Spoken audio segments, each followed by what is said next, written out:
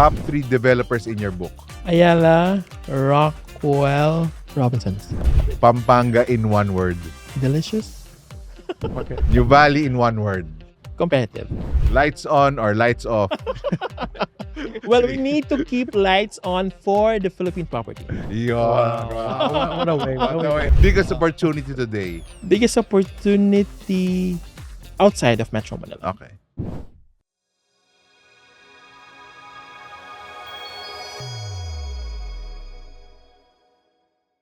Welcome everyone. This podcast was born out of a simple idea. Real estate is never just about property. It's about people. It's about how we live, where we live, and the decisions we make that shape our lives over time. And perhaps one of the most interesting things about this conversation is that it comes from two different generations. I'm Realtor Mike Tan. I've spent years studying communities, suburban living, estate development, and the transformation happening across the South. And I'm Carlos. While my dad and I share the same passion for real estate, we often see the world through different lenses. Grew up in Quezon City and spent my formative years in Nuvali. And today, experience life as a young professional living in a condominium in Makati. Because of that journey, I've experienced firsthand how different environments can shape our priorities, lifestyles, and even the way we think about success, convenience, community, and quality of life. Together, we explore the intersection of real estate, economics, lifestyle, purpose, and long-term thinking. Not to tell people what to buy, not to predict the future with certainty, but to help people think more deeply about where they want to build their lives and position themselves for the future. Today, we're tackling a topic that seems to dominate headlines, conversations, and social media.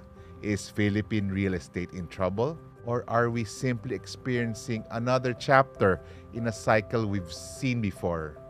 What concerns are real? What concerns are exaggerated? What lessons have we learned from the previous downturns and crises? And perhaps more importantly, how do we separate fear from facts? Because if history has taught us anything, it's that periods of uncertainty often create two very different reactions. Some people freeze, some people panic, and some people take a step back, study what's actually happening, and begin preparing for what comes next. Today's conversation isn't about hype. It's not about blind optimism. And it's certainly not about pretending challenges do not exist. It is about understanding the landscape clearly enough to make better decisions. And joining us today is someone uniquely qualified to help us do exactly that. Through the years of studying markets, cities, infrastructure, demographics, and the way Filipinos live, he has become one of the country's most respected voices in real estate research and analysis. Please welcome Joey Roi Bondoc, Research Director of Colliers Philippines. Joey, welcome to the podcast. Before we jump into today's discussion, for those who may know your name, Yes. have encountered you from news, interviews, market reports, and presentations, etc., etc., etc. Alam mo naman, you're all over the place. Can you briefly share your journey in real estate? In real estate, I joined Colliers in 2016. So this year, celebrating my 10th year with Colliers already. So a decade with Colliers. Just to share, I didn't have solid real estate background prior to joining Colliers. Prior to joining Colliers, I was with a think tank. So I would do macroeconomic research, even infrastructure research. And I joined Colliers in 2016. So that's when I finally got exposed to micro real estate research. I know real estate before, but on a more macro level. When I joined Colliers, of course, I got exposed to all these office developments, residential projects, even malls, hotels, and industrial parks, of course, because the real estate segment in the Philippines is pretty wide. It is pretty comprehensive, and it essentially covers these five property subsegments. Laki nung Yes. ano, from So macro to micro. exactly. So that's when I started doing macro real estate down to more micro Mhm. real estate research. Mhm, mhm. Thank you, Joey. No, Yeah. let's go to the meat of the matter. No? If someone watched the Yes. news, social media, and property forums today, they might think Philippine real estate is in serious trouble, di ba? Yes. Yes. What is actually happening? It has become my advocacy, maybe, to really enlighten the public. That's why, I accept a lot of speaking engagements, such as this one. Mm, Carlos knows that, mm, whenever I'm invited by developers and even real estate groups, brokerage groups, I always say yes it if my schedule permits. So, how's the real estate right now? Well, we can't deny the fact that the Philippine property market is experiencing some challenges. And you probably know one of the major reasons behind this, the POGO Exodus. mhm, So, just to give a quick recap, when you look at the office sector, Mike, 2017 to 2019, that was a very good year mhm. for the office sector in Metro Manila. Why? Because the POGOs were here and they were really driving office lease rates. I remember at that time, vacancy across Metro Manila, 5-6%. Very low. If you look at Makati, CBD, the vacancy is less than 1%. I even know of a certain building in Makati CBD. When you want to occupy an office space, you have to pay a non-refundable deposit just for you to be able to review and scrutinize the lease contract. Wow, just to review and release Exactly. contract. That was how difficult it was at that time to lease out office space. I know that some tenants, well, the POGOs especially, were even paying in cash. Mm-mm. Yeah, And yeah. at the time, and I always say this, my colleagues in the office leasing made the killing in terms of office leasing because imagine in a single transaction, they would close how much? 10,000, Mm, 20,000 square meters of office space. mm, So just imagine the yeah, commission yeah. that they would be getting, right, Mm, from closing those deals. But of course, the POGOs have essentially left the Philippines. President Marcos mm, even announced that during his 2024 State of the Nation address. And that has really left a huge void in the office market. Imagine previously the vacancy in Metro Manila office was 5-6%. Right now, the vacancy is still at about 17%, mm, 19%. So it's still below mm, 20%.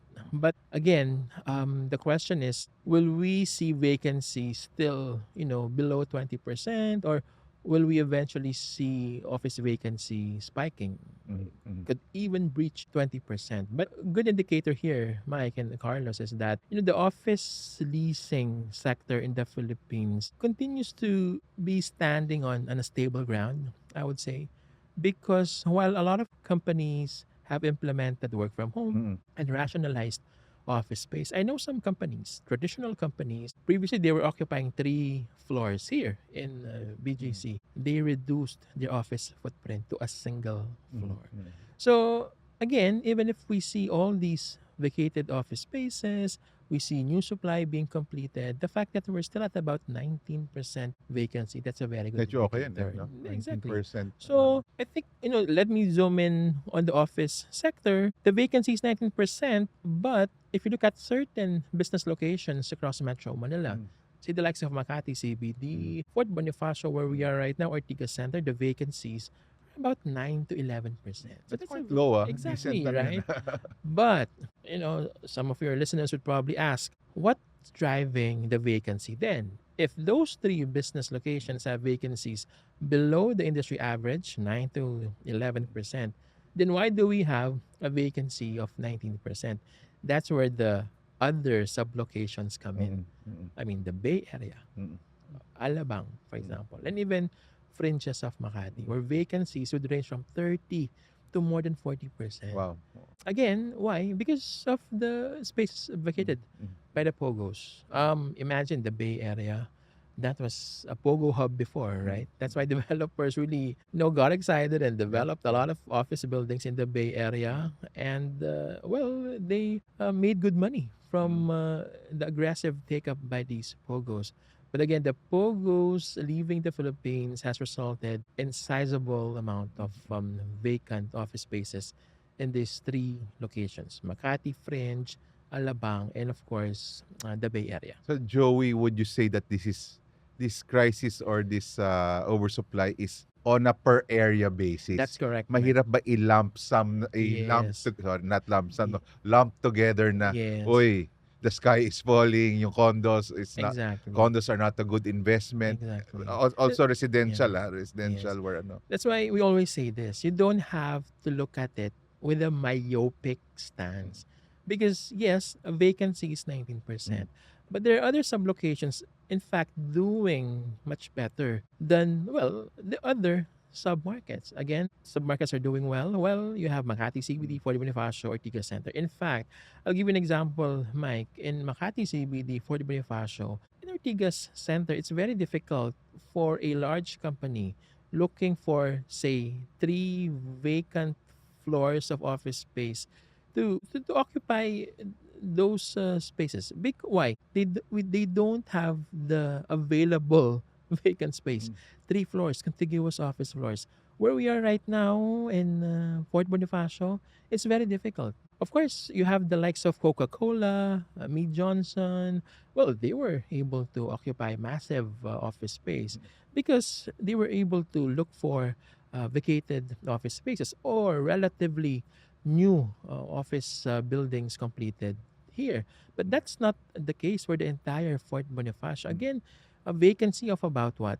10, 11%. It's very difficult to find contiguous office space at this point. So that is one of the major reasons why we see tempered vacancy in Fort Bonifacio. But again, as I discussed earlier, it's not the same situation when you go to the Bay Area, fringes of Makati, as well as Alabang. I would even say my C5 corridor is one thriving location. Of course, you're probably familiar with the C5 corridor, previously an industrial hub, right? Where you see a lot of warehousing, logistics facilities, and then developers acquired parcels of developable land. They essentially built master plan communities which offer office buildings as well as residential towers. So that's what we see in the C5 corridor, and it is recording very strong take-up from office tenants as well as residential buyers, investors at this point. Joe, is it safe to say that medyo exaggerated yung news about the general real estate, that everything is bad Yes. in the real estate industry in the Philippines, di ba? It's Is it safe to say na exaggerated kasi bad news sells yes, di ba? exactly. Oh, with Exactly. everything. Yeah, I agree because no matter how we try reframing the angle, if the reporter wants to put forth a controversial title just so they can do some clickbaiting or see a lot of likes and shares, reactions within their social media posts. The fact is, the Philippine property market at this point, especially when you look at those five segments, and I can discuss those in detail later, Mike. But again, office segment, I would say it is stabilizing because again, we're still at about what 19% vacancy. That's not bad.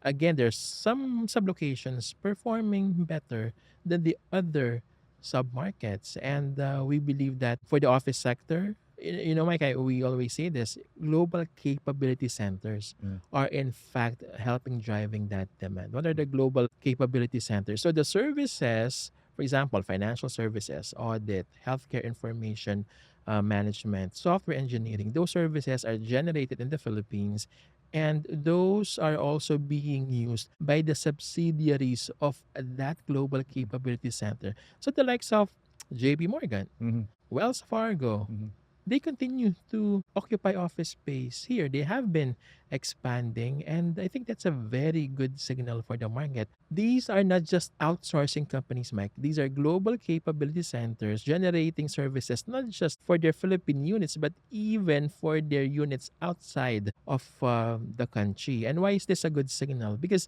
these global capability centers, the higher value outsourcing companies, are the types of companies that will be here for the long haul. Mhm. I know that you probably heard of some reporters citing that artificial intelligence will Yeah. affect the BPO Oo, sector oo. in the Mawipe Philippines. out na daw yung ano. Exactly. But what's very positive news that we have been seeing here is that no.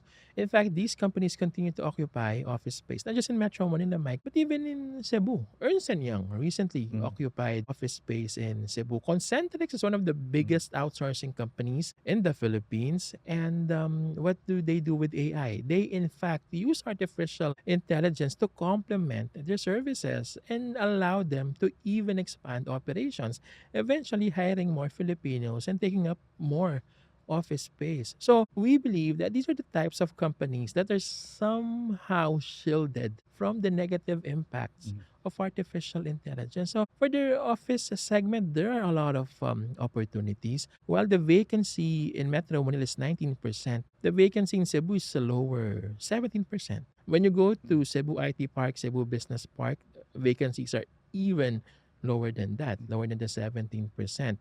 In Clark, Pampanga, about 17%. In fact, in Davao, Mike, could you believe the office vacancy is about 7%? So Wow. that's low. Very low. Only one submarket that has quite a bit of an elevation in terms of office vacancy, Iloilo. Mhm. Why? Because Iloilo saw substantial completion of new office space previously. But Yung now, supply and demand issue lang, dumami exactly. lang ang So ano, it's supply. it's a cyclical environment, Mike, right? So Mm. of course, previously the vacancy in Iloilo was 6%. Of course, normally for developers, they would build more. Mm. And now vacancy is a bit elevated. Why? Because you have those buildings already completed, 2020, 2021. It's a matter of time before those office spaces are completed. And, you again attract all these outsourcing companies that are occupying Mm. massive Mm. office space. Although Joey, we are not ano no, we are not discounting the global Of slowdown, di course, of ba? But course. I think because of our young population, very high educated Yes, yes. population, there's so much space That's for correct. expansion, But di ba? you mentioned Oh. that, Mike. That's an interesting take on this outsourcing sector. And I raised this in a previous interview, if I'm not mistaken, with ANC. Yes, the Philippines remains an attractive outsourcing destination, even for the higher value outsourcing services. But I think one key consideration for the Philippine government, especially the education department and the academe, right, the universities that produce all these graduates, there appears to be a declining functional literacy, Mike, Wow. in the Wow. Philippines. And this is something that, the Philippine government should really address Wow. because, I mean, we're talking about higher Mhm. value Mhm. outsourcing Mhm. services here, Mhm. engineering, Yeah. software engineering, finance and accounting. And this will really, require high value skills, right? So how can you employ these people if they're not Mm. skilled? How can you attract these outsourcing companies, the global capability centers, to invest in the Philippines if we do not have the manpower required by these companies? We want to bite a greater Yeah. slice of this global capability center pie. But again, the challenge here is sustaining not just infrastructure, not just the quality office space, but of course, more importantly, the skilled manpower that we can supply these global capability centers and outsourcing companies that will, eventually invest in the Philippines. What I'm hearing, Joe, is that speaking good English is not anymore Oh, an I mean, it is an advantage, yes, but yes. now it transcends to much more than Definitely. that. Yes, definitely, Mike. I'm talking about the skills here that are very technical: Mhm. software engineering, legal transcription, health information management, and other software related skills. And these really require, top notch skills. Perhaps a college graduate would help, but again, you Mm, need to mm, have a very good training outside of college. So that's, where the academe should mm, come in. There should be a good balance between what the quality of graduates that our universities produce, and the demand that these call centers, outsourcing companies will be requiring. What type of manpower will they be needing moving forward so that they can continue, sustain, or even expand their operations in the Philippines? That's a win-win for the real estate market, right? Because these companies will be needing more office space in the future. But the groundwork, the basis is there, We have a young Exactly. population. That's right. That's right. Yung basic English I nga would na, say we di have the ba? fundamentals, Fundamentals, yes, but that's it. we really need to upskill Upskill. this manpower Mm. that we have right now. I would even add, Mike, we need to differentiate because a lot of countries are really upgrading, not just with their English proficiency, Mm. but the technical Mm. know-how. I mean, I know some companies in the Philippines already operating here, and they even have, for example, the Latin American countries as options. And I know for a fact that the Philippines was able to edge out the South American countries, but for how long? Yeah, yeah. That's why we Totally. need to be proactive Mm. so that we continue to corner all these outsourcing companies Mm. that will be requiring office space in Mm. the future. So paging Department of Education That's and correct. TESDA Not just and all the not other just DepEd or agencies. TESDA. Perhaps the DOST, for example, should really provide Department of Labor. Really seeing what's on the ground and what should be needed to enhance the quality of our current manpower. So we don't want to get political here, but it Exactly. starts from Yeah, there, that's right. That from is from the correct. up That is up. correct. Yeah, okay, Yeah. okay. And it's a fervent call from a lot Mm. of stakeholders. That's why I would meet a lot of representatives of local information and communications technology councils. Those from Bataan, Iloilo, Davao, and even those from Central Luzon. It's really important that we gauge what the market requires and how can we further lift the quality of our graduates in the Philippines. I think walang sikreto eh. We know Yes, what we need, di ba? exactly. It's a in implementation and Exactly. That's execution right. thing, eh, no? It's not a secret sauce. Yeah. It's actually laid out on the table, laid out for us for years already. Mm. We just need to comply with and implement. Mm. Yes, Sir Joey. So one thing I've realized is that many people in my generation have never really experienced a major economic crisis since being in Gen Z. So we've heard about them, we've read about them, but we've never really experienced it. Yeah. So when people say today's environment is difficult, what historical periods does it remind you of most? Historical Well, tayo. I think, when you ask me about historical figures and data, I feel like I'm carbon dating myself. But just a disclosure, I joined the labor force in 2006. So that's when I graduated at UP. So I joined the labor force immediately. And I think right now, just to mention this, Carlos, what we now have what we call the demographic sweet spot. What do I mean by that? We have again these graduates that are highly skilled, that are employable. They have all the necessary skills to be employed by the BPO sector, manufacturing sector, and other micro, small, and medium enterprises. In fact, I know that the virtual assistance segment in the Philippines is Yeah. growing. Mhm. So these are the virtual assistants handling payroll, handling payables of US-based companies, and they are paid handsomely, Carlos. Like 100,000 pesos, 150,000 pesos on a monthly basis. That's pretty huge, right? That's already executive level salary here in the Philippines. So hopefully, again, I mentioned this to Mike, we really need to upskill. And while we have the demographic sweet spot, we need to make sure that the current pool of high school and college students that we have right now are, well educated. They're exposed to the realities of the corporate world.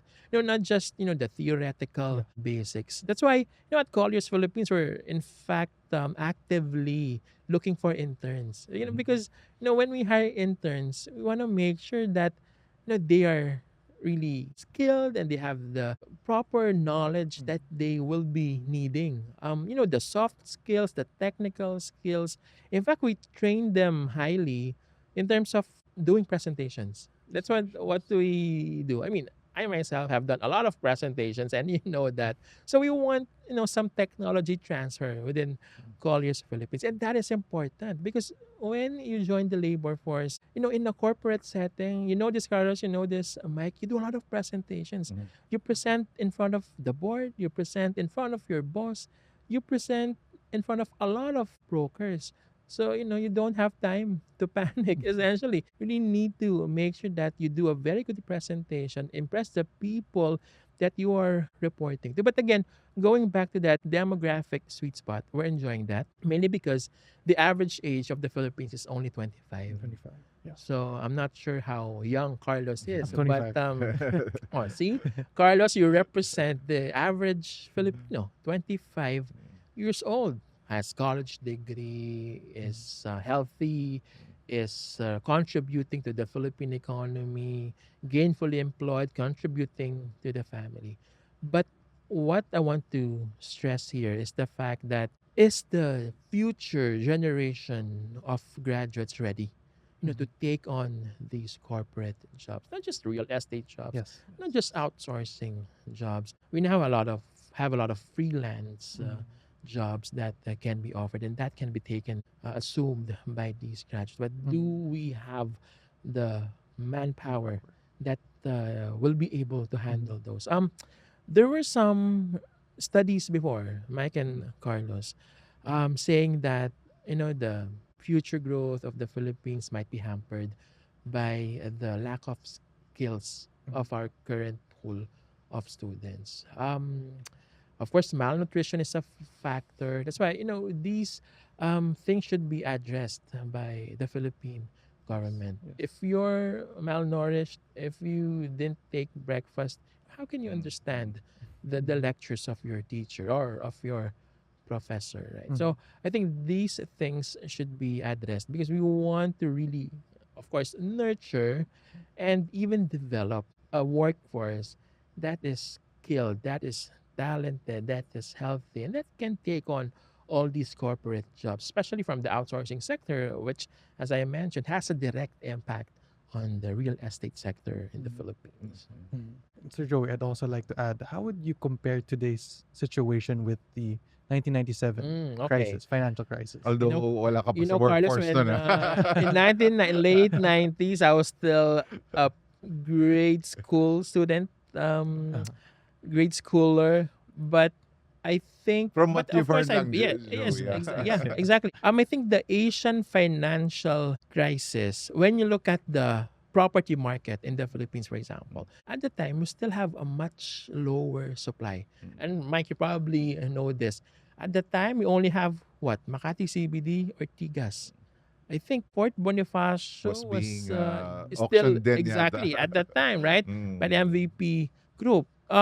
So it is still a relatively smaller market, Carlos, at the time, whether it's office or residential. That's why, if given that you have a limited supply, the impacts of Asian financial crisis were not as drastic compared to the adverse impacts of the global financial crisis. But what I want to highlight here is the fact that the Philippine property market is cyclical. Meaning, of course, Philippine economy will be affected by any global health or economic crisis or regional crisis, as in the case of the Asian financial crisis or the global economic meltdown, global financial crisis of 2007, 2008. But the Philippine property market being cyclical in nature, once we see the Philippine economy rising, we also see Philippine property market improving in terms of lease rates, in terms of office occupancy, in terms of vacancy, in terms of prices. We saw that during the Asian financial crisis, global financial crisis, when the Philippine economy starts to improve, at the very least, prices would move sideways. They will not increase substantially, but there would be some form of improvement until the economy further stabilizes. And then we attract all these major companies to locate in the Philippines and invest in the Philippines. What I want to highlight here is that, of course, Asian financial crisis, my Carlos, that was 97, 98, right? And then there was also the dot-com bubble of 2001. So somehow also partly affected by Nag-overlap this. yan. Exactly. Almost, ano. But and I want to highlight this, mid-2000s, what did we see? That was the boom of the outsourcing sector. That was Oh. when we saw all these companies, Teleperformance, for example, investing here in the Philippines. That was a peak period, Mike and Carlos, for the outsourcing sector. Why? Because at the time, if I'm not mistaken, the outsourcing segment was growing by more than 10%. Wow. So imagine all these people being employed, right? In fact, Clark was a pioneer in the BPO sector. I remember at the time I had a professor that was working as a part-time call center agent at AOL. Okay. Imagine, Mike, di ba? Imagine Hindi yata Clark niya alam yung being, AOL. Are No, you no. familiar yeah, AOL? of Hindi course, nga. Carlos is too young to know AOL. But imagine this, Mike, di ba? AOL in the Philippines. That was big, Carlos, at the time. And at the time, we were competing with India, for example, in terms of BPO services. But much of the expansion of the outsourcing sector at that time, mid 2000s, just before the global financial crisis, was happening here in Metro Manila. And that was, a period wherein developers really completed a lot of new office buildings, residential condominium towers, and then of course the Fort Bonifacio area, right? The Bonifacio Global City. But of course, as you know, the global financial crisis hit the Philippines. So the subprime crisis, Mike, that started in the United States, and then it affected the Philippine economy and, of course, property. I remember a lot of semiconductor companies at the time closing because of really dampened, stifled take up at that point. So that was a moment wherein we saw a momentary pause of the expansion of the BPO companies here in the Philippines. But after that, by 2010, that's when again we saw, a huge expansion, aggressive expansion of these outsourcing companies in the Philippines. 2010, Boom 2011. na yan, di ba? Boom Exactly. In years fact, I yan. would even say that was a very good year for the Philippine economy and property. 2010, then up to about 2016. That was a period wherein we saw a lot of BPO companies investing heavily in the Philippines, and not just in Metro Manila, expanding outside. So Cebu, of course, was a major beneficiary of that expansion of these BPO companies. Bacolod, Iloilo, again, I mentioned already Pampanga. In fact, one mall in San Fernando was one of the major pioneers of housing, not just a mall, but also office spaces within that micro township. So that's what we saw.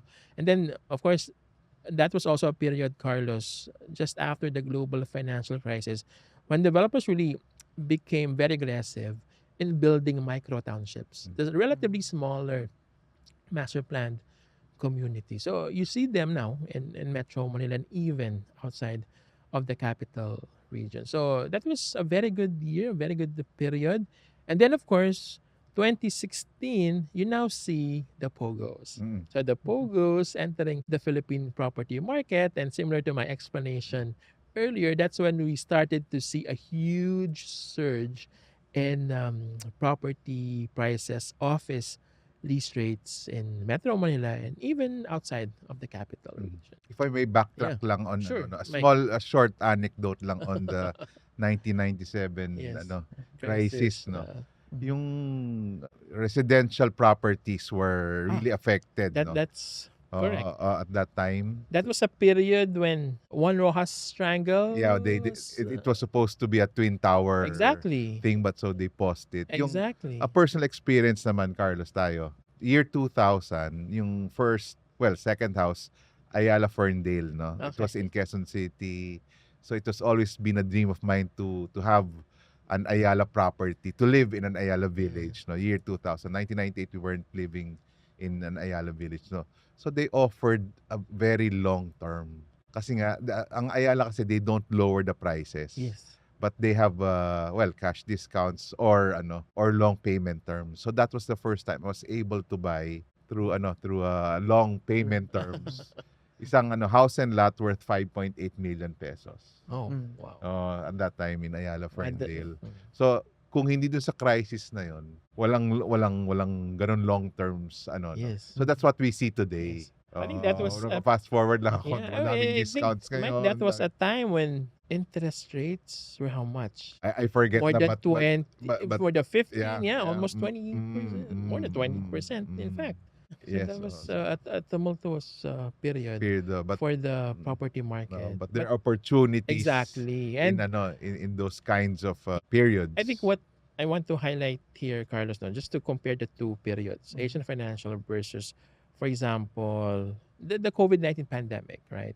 When the POGOs were already entering the Philippine property market and they really drove prices and office lease rates in Metro Manila. I think what I want to highlight here is the fact that when you compare Asian financial crisis versus the COVID-19 pandemic, the supply of office and residential in Metro Manila at that time was still very low during the Asian financial crisis. That's why even if we saw some slowdown at that time, the impact was not as drastic compared to what we saw Mhm. at the height of the COVID-19 pandemic and then the POGO Exodus. Because right now, the supply of office and residential towers definitely increased substantially.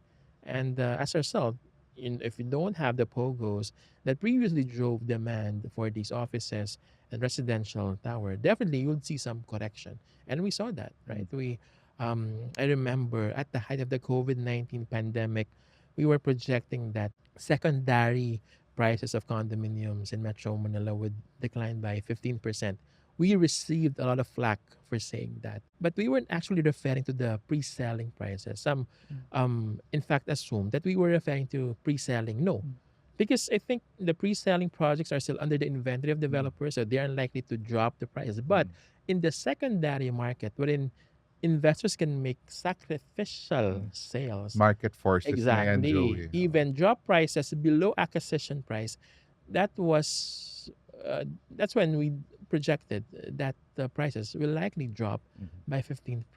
And we made that call. Well, even if you look at our data, in fact, prices dropped by between More 15 to than 20%, even more than more than Mike, right? 15%. Yeah, so we received flack for that, but Mm. that was our initial estimate, and we were close to, really projecting the actual decline in prices in Metro Manila at that point. During crisis, Joey, what do you think are the biggest lessons, no, that the industry or buyers, Yeah. sellers can learn from this Yeah. crisis that That's an happened? interesting question, Mike. Uh, But during periods of economic crisis, global health crisis problems, what have the developers learned first? It's important for developers to have recurring income, right? Because you're selling condominium, there will be dampened take up demand at the time. So residential sales will definitely be affected. I know a couple of developers, Mike, that were affected by the lack of demand for golf club shares at the height of the Asian financial crisis. So, one lesson that developers have learned during these times of economic crunch or health crisis is to have streams of recurring income. Why? Because if you don't have huge revenues from residential sales, you have, for example, the retail sector that can help prop up still your revenues. The office leasing, they may not expand as fast compared to how the office sector expanded at the height of the BPO demand in Metro Manila, say early 2000s. But again, that's still a very good source of recurring income, sustain your operations, and then even hotel, the leisure sector. This is a very good segment that we can really bank on. But it all boils down to having recurring income. I believe that's what developers have implemented. Don't just stick to major sales, for example, which can really give you one time, big time gains, right? in terms of major acquisitions or sales, but it's really that recurring income source. And having that recurring income have a greater share to your revenue mix, right, Mike? That's what we have learned. So that's very important. That's crucial for a lot of developers, especially during times of economic crunch. In fact, that is somehow applicable to our business, Mike. Colliers Philippines. We also have these segments. We have office brokerage, office leasing, so we get commission. We also have a business line that sells properties, so helps dispose properties of developers. So during times of economic crunch, those segments might, feel the pinch of an economic crisis. What other segment do we have?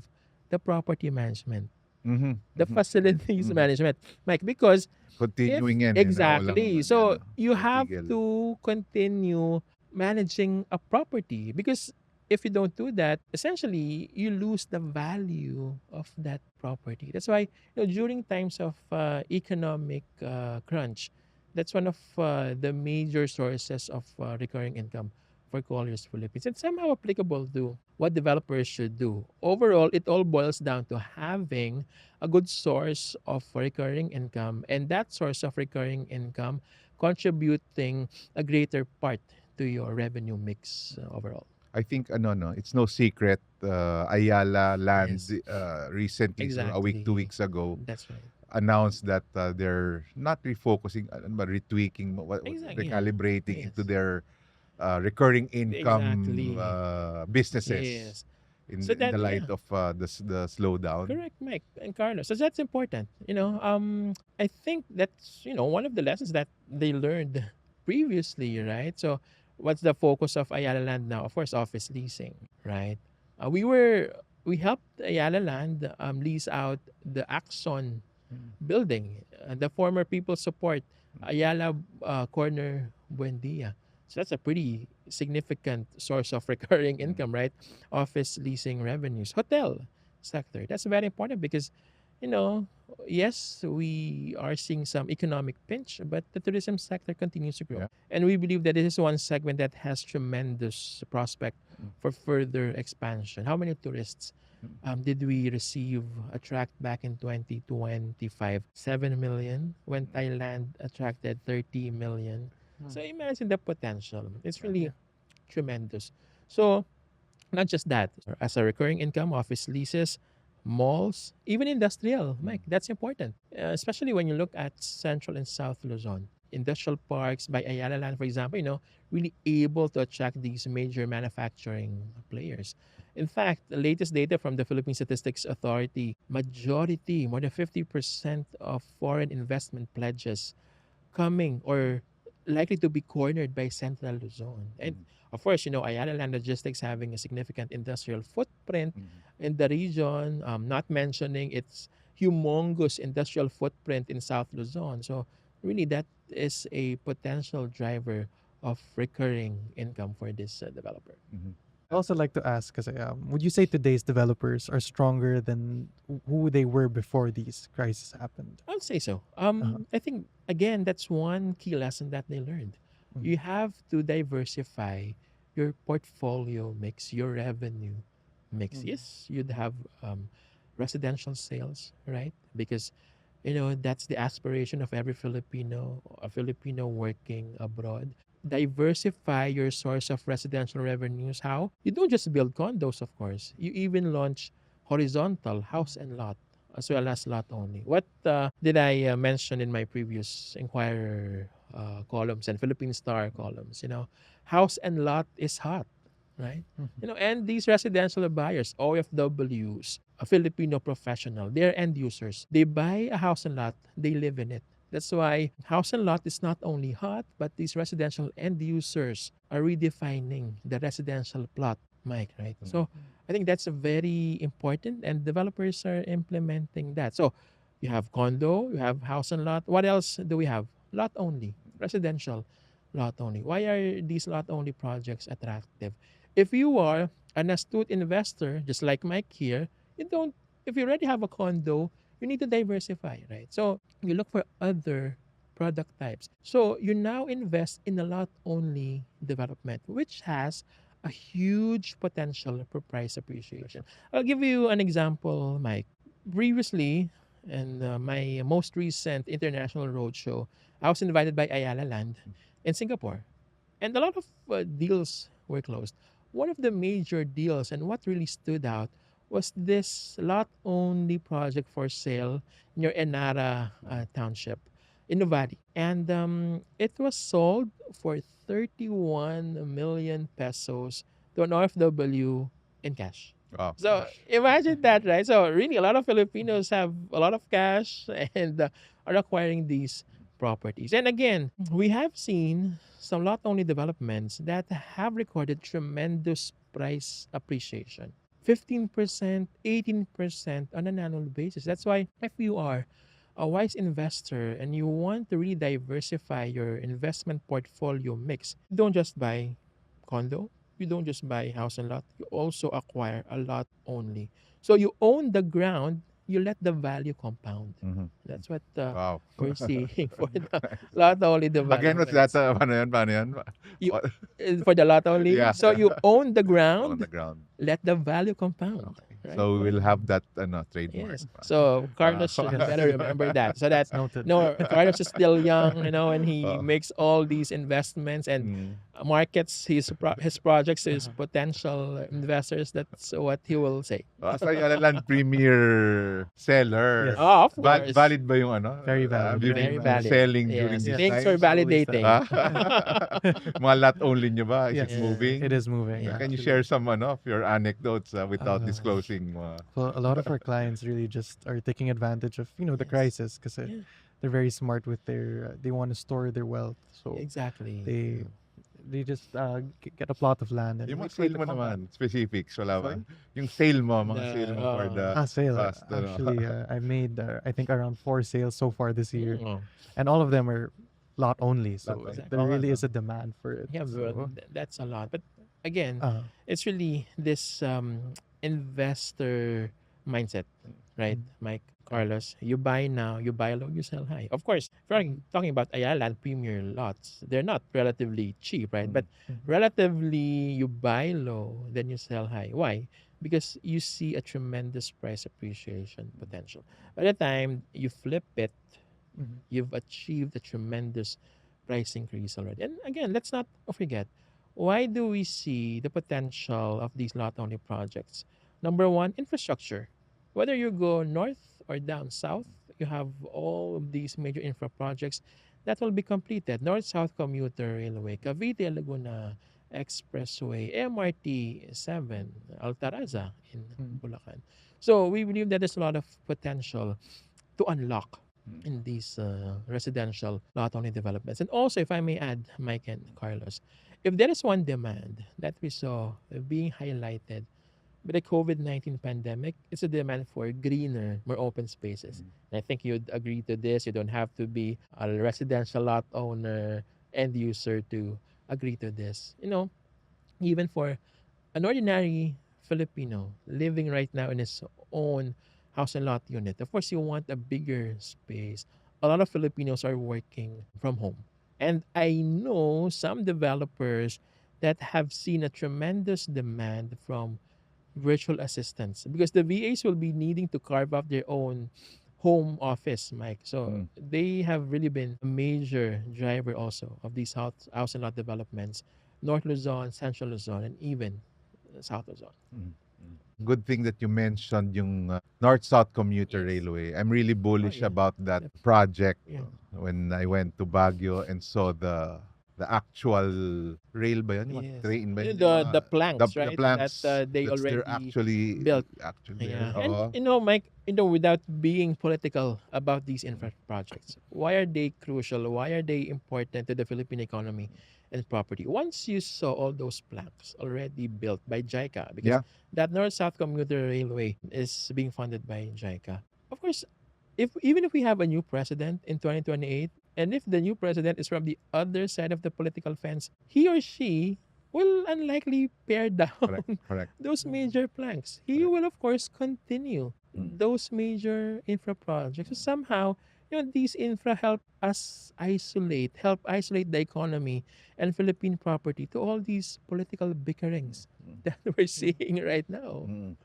So I totally agree with that, no, na despite of all the political Yeah. noise, conglomerates, Yes. the Yeah. astute investors That's right. continue to buy Yes. and And it's continue to move yeah. forward. Sila yung Yeah. mag-reap nung ano to eh. Sila Exactly. yung mag-reap ng benefits once all this Yeah. crisis is over. Eh. And if I may add, Mike, that's why they are on a business as usual mode, Correct. right? Correct. Somehow these infra projects, the economic growth prospects are shielding us from all these global geopolitical and even domestic political crisis and bickering that we're seeing right now. I like what you said, Joe, in a business as usual. Exactly. Because what you see in the comments, should I buy condo? Should I Yeah. migrate to Yeah. Spain or anywhere? Yes. I respect their decisions. But essentially, it's a time to take advantage of the Yes. situation through Yes. opportunities. Yeah. And Mike, I get a lot of flack, and of course, I would have some TV interviews, and then when these media organizations post reels of my interviews, then I would say that now still a good time to invest in a condominium unit, buy a condo. Some commenters would say you're not making any sense. No, that's not true. Well, let me tell you, if you are an end user, an investor, you have different needs. For example, if you're selling to my family who's based in Pampanga, can you entice them to buy a condominium unit in Makati if they're not even working in Makati? Of course not. They'll probably buy another house and lot or lot only in Pampanga or nearby Tarlac and Bulacan. But it will be a very difficult sell if you offer them a condominium unit in Fort Bonifacio or Makati. It just doesn't make sense, right? But if you entice a family member of that, my family, another family member, for example, say my brother, if you entice my brother who, just for the sake of assumption here, is working in Quezon City, and if you entice him to buy a condominium unit in Quezon City, will he find value in that condo in Quezon City? Of course, because he's working in Quezon City. He doesn't want to travel to and from Quezon City, waste what, 1.5, 2 hours just to drive. And for him to be able to take advantage of that live, work, play, shop lifestyle. You have a different buyer, you have a different end user. They have different purposes, reasons why they are investing or renting. So that should be factored in also.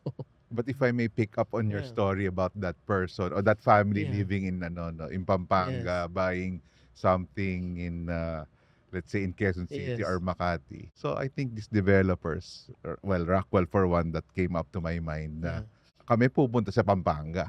Yeah, exactly. Oh, That's if a Muhammad cannot go to the yes. mountains, the Yes. mountain will go You move to the to mountains to Mohammed. Mohammed, di ba? Exactly. That's a So very I good got point, I got Mike. excited with the Nepo The Nepo Center. Nepo Center, yung And Rockwell. well, They have a interestingly, it power will plant have a in power plant mall. And from what I heard, Mike, the near completion of that power plant mall is in fact contributing to greater sales of their third tower, Mhm. Aurelio. So, very interesting developments. Imagine having a power plant mall outside of Metro Manila, being the first one. I think the second one will be in Bacolod, another power plant mall. So that will be very interesting. It will really be a game changer Mm. in Pampanga's retail landscape. And if I may add, Mike, that is also contributing to the further premiumization Wow. of that Premiumization. of Central Luzon, of Pampanga, Bulacan, Tarlac. You now see all these major developers, right? Rockwell, Ayala Land, Short of story, course. ano lang When I saw that yung Rockwell in Pampanga, Pampanga. tas may mga condos. Yes. May mga condos na for sale. Since I cannot afford a condo in Rockwell, Makati, sabi ko mag-invest kaya ako dito na ano. It was I really considered that Yeah. well in playing my mind. Yes. But I know that they're doing something in Lipa in the future. Sabi ko baka Yes. doon na lang south ako eh. But Or can you imagine if I, I'm just yeah. one of the Exactly. Yeah. many people who Yeah. thought about that in Yeah. investing. So may multiplier yeah. effect.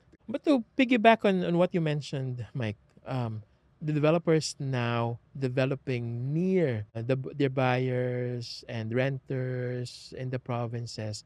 Again, when you want to diversify, you may want to opt for a residential lot only by Ayala in Angeles City, right?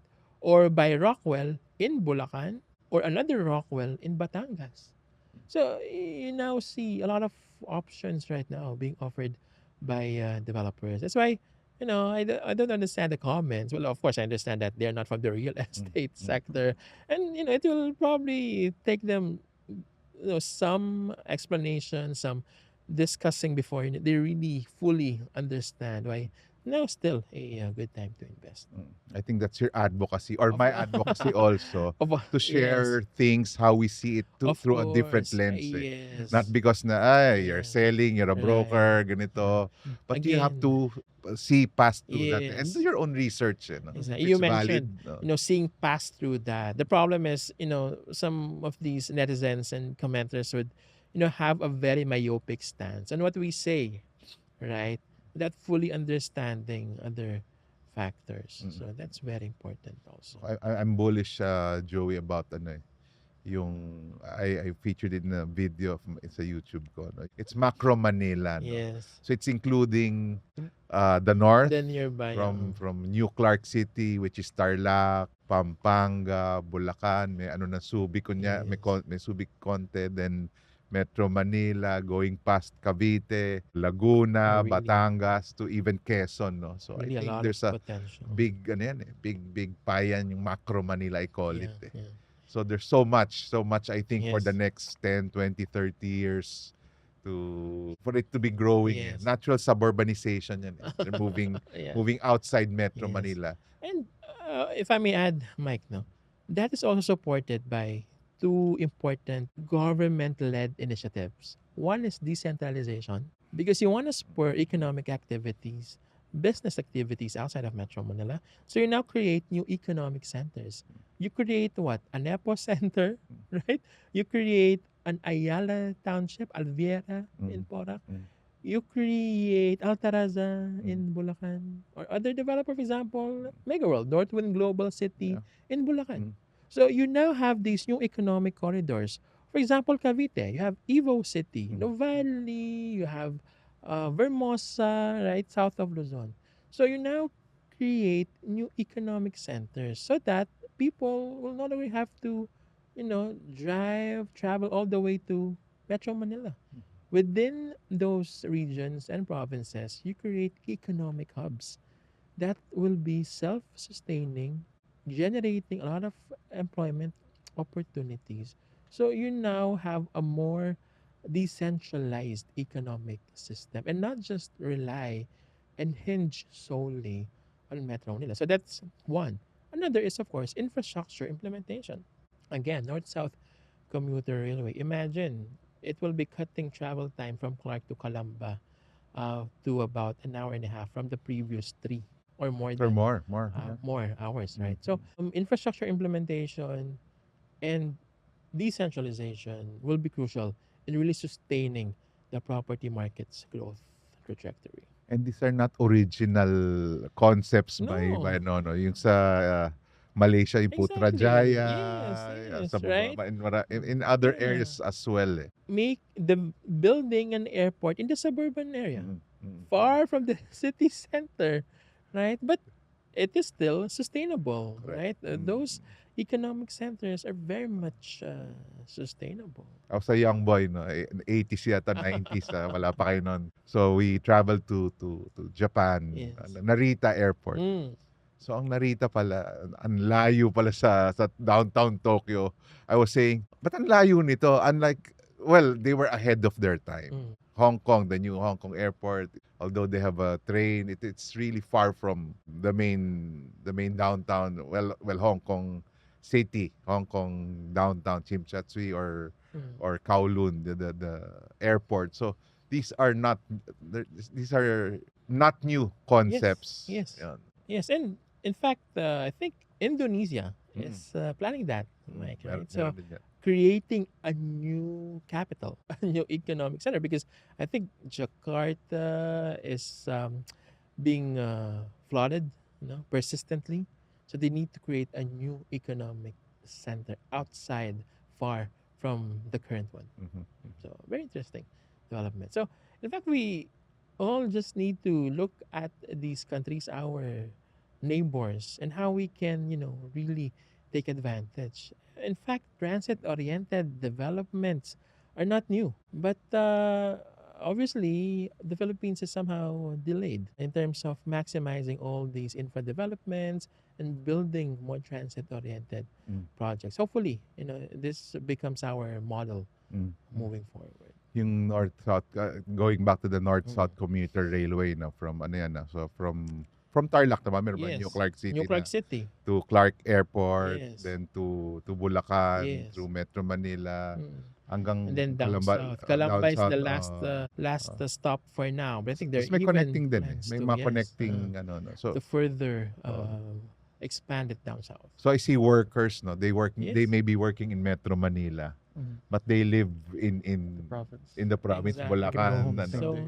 Yeah. Oh, they no longer have to, live or rent here in Metro Manila. ano. Just take the north-south commuter railway, the subway, of course. Oh, yeah. Metro Manila subway. So imagine decongesting Metro Manila. So all these decentralization, infrastructure thrusts are really helping decongest Metro Manila and again create Mm.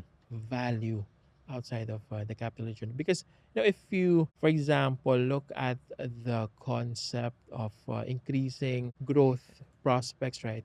If you already have a high base, the potential for further increases of economic output, because you already have a high base, will be very marginal, will be very small. But if you create a new economic center coming from a low base, that will have, substantial, tremendous potential in terms of capital appreciation or creation of new businesses and capital. So interesting to see all these developments right now within and outside Metro Manila, especially outside Mm.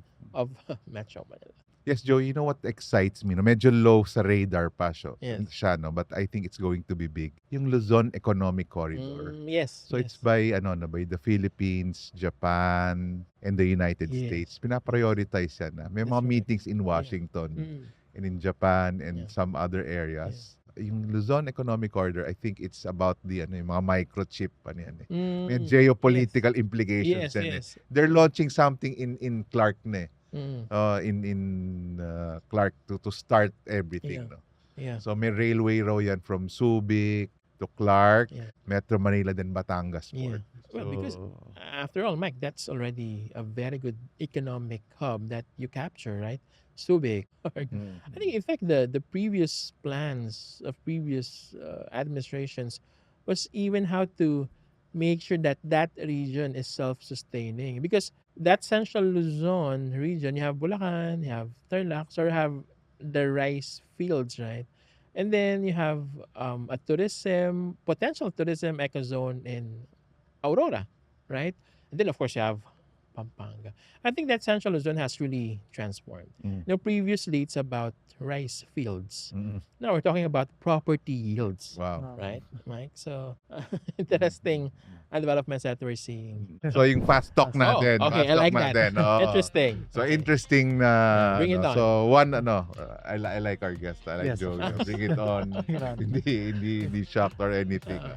So Okay, I will only reply with one just one word. No explanation, No right? explanation. Okay. No. Bring it on. Okay. Okay, sige. Let's start. Okay. No? Metro Manila or suburb? Suburb.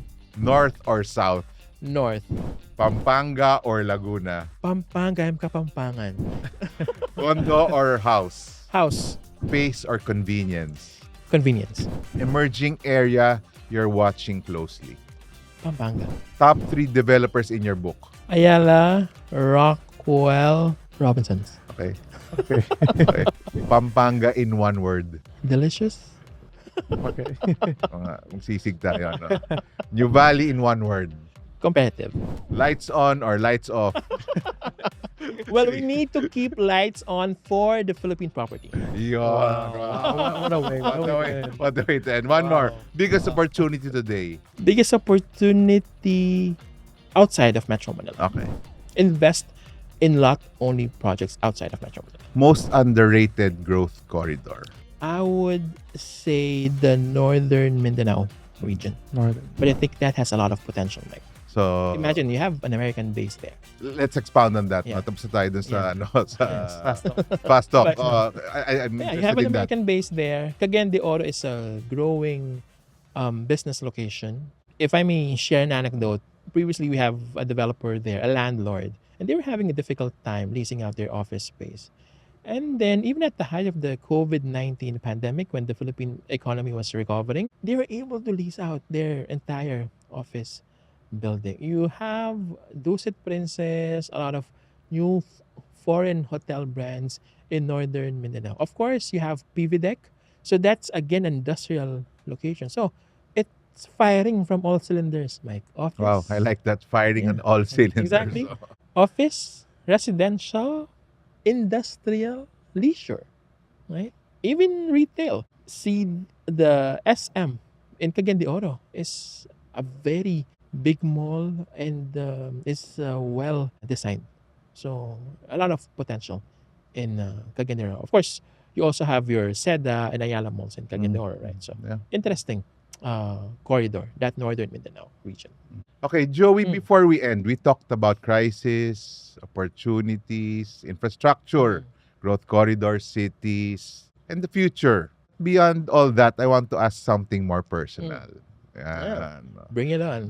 You have spent years studying cycles. Yeah. You've seen optimism, you've seen fear, booms, busts, downturns. Yeah. After all these years, what have crises taught you about life? I think all these challenges, crises that we experience enable us to become more pliant, to become stronger. You know, we become more resilient when we go through all these challenges in life. And just like the Philippine property, Mike, it has ups and downs. We all have ups and downs in our lives. In fact, I would even add that the Philippine property is highly cyclical. Our lives are also cyclical, right? I mean, we go through stages. There are moments when we feel down. There are times when we, lift our spirits because, we need to do this not just for ourselves, but also for the people around us, our families, our loved ones. And, just like the Philippine property market, it benefits not just the developers, but also all of us, stakeholders in this Philippine property market. You may be an investor, a buyer, an end user, or someone who just wants to finally own a residential unit. But overall, what all these challenges teach us is to become stronger and to continue dreaming and aspiring for that ultimate goal of ours. Love that reply. No? Per extend nating konti. Yes. Imagine Carlos' generation. Okay. 25 years, sweet spot. 25 years, They're yes. good friends. No? Representative of Oh, the Philippine exactly. population, si Carlos. They're entering adulthood in a world that feels uncertain Okay. because of all these noises and everything else. No? If you can leave them with one lesson you've learned from studying cycles, na sinabi mo, markets and life, what would it be? Mike, when you talk about the Philippine property market, what key consideration do you have when you're investing? 3 words I have for you: location, location, location. And being someone from the research department of Colliers Philippines and being the head of that unit, what do you need to do to be able to go through all these challenges and overcome all these crises that we will be experiencing? Research, research, research. That is very important. Whether you are acquiring a property for investment or for end use, that's what we say. Why? Right now, what do we have? We have a lot of unsold condominium units. So you should do your own research. There are developers offering attractive payment terms, lease to own. You have a lot of options right now. So what will really set you apart is your ability to do an environmental scan and do your own research. That is very important. I'm someone who has been doing research since joining the labor force in 2007, and I think that what I have achieved so far and what I am now, I attribute it to my being a researcher. Mm. So that's one key advice that I have Mhm. for Carlos. Thank you. Thank you. Very AIM yung environmental scan. Of course. Of course. With that, And anything else, Carlos? it's really nice Yeah. na learning all these things Yeah. from Yeah. Well, I the can, best. Carlos and Mike, just to perhaps summarize Yeah. Yeah. what we have discussed here. I think the Philippine property market, of course, we can't deny the fact that it is experiencing some headwinds. But as it is going through and experiencing some headwinds, of course, there are tailwinds, the positives. And I mentioned that earlier. The office sector, Metro Manila, vacancy is about 19%. But when you go to other key locations, especially on a more micro level, Makati CBD, Fort Bonifacio, Ortigas Center, vacancy is 9 to 11%. Of course, there are some submarkets, such as the Bay Area, that are seeing some elevated vacancies. But what's the opportunity? In fact, you can still haggle. If you're a tenant, you can haggle for much lower lease rates. If you are a developer, now is a good time to negotiate with the current tenants that you have so that you can be assured that they'll be staying in your office space for the long haul. Residential, again, condominium segment, it will take about 7 years to fully sell the unsold condo inventory. They're ready for occupancy units. But there are a lot of opportunities, again, outside of Metro Manila. I'm talking about Pampanga, of course, my favorite province, Bulacan, Tarlac, Cavite, Laguna, Batangas, Cebu, Bacolod, Iloilo. While there are some challenges in the Metro Manila condo market, when you look at these certain locations, South Luzon, Central Luzon, Central Visayas, the take up for horizontal, meaning house and lot only, is more than 90%, Mike. So meaning if there are 100 house and lot only projects actively marketed in these regions, 95 are sold already. Oh. Meaning at the very least they have reservation payment. So that's a very good. And again, let me emphasize this, house and lot is hot. And the end users are redefining the resi plot. Why do you need to buy a lot only? Because you need to own the ground and let the value compound. Wow. Right? Wow. Now, so office, residential, retail. The retail sector, of course, very aggressive still. The vacancy in the retail sector is about 10%, Mike. Mm. But what do we see right now? Developers have been limiting their completion of new mall space because it's a more tempered Mm. market right now. But what do you see? Anco, IKEA, Muji. Look at All Muji coming in in. Glorieta, 3 floors, right? Occupying. Flying Tiger, Copenhagen. And we believe that there's a lot of opportunities also for home furnishing companies because you have more than 70,000 condo units vacant yet to be sold. Imagine once those are completed, the buyers will be needing home furnishing for their condo units. So our advice for mall developers, you need to continue refreshing your retail space. Fuel prices are increasing. You have to make sure that if your customers go to your mall and spend money on gas, they'll be able to stay there longer, spend more. But again, that curation of retail space is very important. As we always say, Mike, at Colliers, you need to innovate, otherwise you will evaporate. Wow. So that's what we always say, the retailers and the mall developers. The hotel sector is still growing. About 40% of new hotel brands that will be opening in Metro Manila over the next 3 years will have foreign brands. Mandarin, Oriental, right, along Ayala Avenue. And then you have still the likes of Citadines, Ascot. We have the first Radisson Red right now in Cebu, Dusit Princess. So there's a lot of opportunities still. One key segment for the leisure sector that developers should maximize, the MICE segment. Because admittedly, there will be some concerns with the discretionary spending patterns of Filipinos because again, fuel prices increasing, skimping on discretionary retail, meaning sticking to the basics. So, if you entice more businesses to hold events, then eventually billet their executives within your hotel rooms, that will be a major driver of your hotel operations and revenues.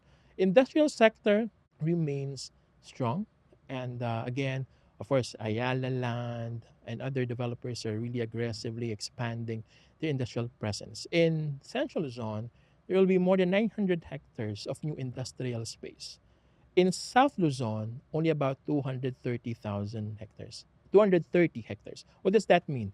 South Luzon's new industrial supply will only be about a quarter of the new supply in Central Luzon. So more and more companies will be gravitating towards the Central Luzon region. That's why it will no longer be surprising to see all these industrial players really redefining um, that Central Luzon economic corridor, electric vehicle manufacturers, Oh. fiber cement, other even Hollywood post-production facilities are now in New Clark City. And with all these infrastructure projects being implemented, we believe that there will be further development of the Central Luzon growth corridor. We have seen its transformation from rice fields. Now we're prioritizing property yields. So, a lot of opportunities still. There will be challenges, there will be headwinds, but there are positives and there are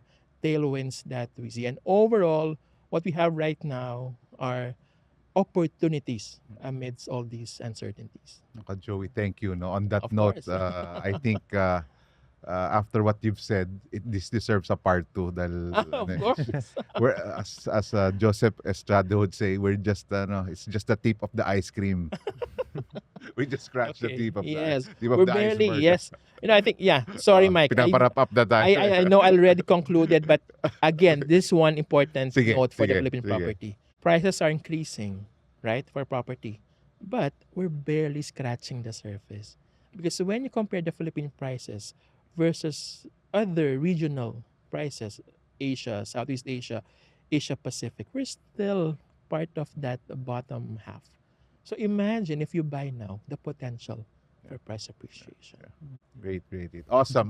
Thank you again. Thank you, Sir Joey. On behalf of Carlos and, Of myself, course, would like Carlos. I to, just see Carlos to again. thank Of course, you you, for, Mike. Yes. being with us Of today. course, no problem. Thank you, So Joey. ulitin. Yeah, thank you. I think one of the biggest lessons from today's conversation is that uncertainty is not new. Every generation experiences moments when the future feels unclear. The Asian financial crisis, the global financial crisis, the pandemic, and another period of adjustment and recalibration within the real estate market. Yet history also reminds us that periods of uncertainty often become periods of preparation. Preparation for new infrastructure, preparation for new industries, preparation for new growth corridors, preparation for opportunities. They may not be obvious while uncertainty dominates the headlines. What we heard today wasn't blind optimism. It wasn't fear either. It was perspective. A reminder that markets move in cycles, that communities continue to evolve, that economies adapt, and that the Philippines continues to build. One thing that stood out to me today is that real estate isn't simply about buying low and selling high. It's really about understanding where people want to live, work, raise families, and build their futures. The conversation about North and South wasn't really about choosing one over the other. It was about recognizing that different regions can thrive for different reasons. And as infrastructure improves, those connections become more meaningful. Whether it's Clark, Pampanga, Bulacan, Nuvali, Laguna, Cavite, or the many emerging growth centers across the country, the bigger story may actually be how all of these places are becoming increasingly connected, and how that connectivity creates new possibilities for future generations. Perhaps the biggest takeaway is that while fear often dominates the headlines, progress tends to happen quietly. One road at a time, one railway at a time, one airport at a time, one estate at a time, one community at a time.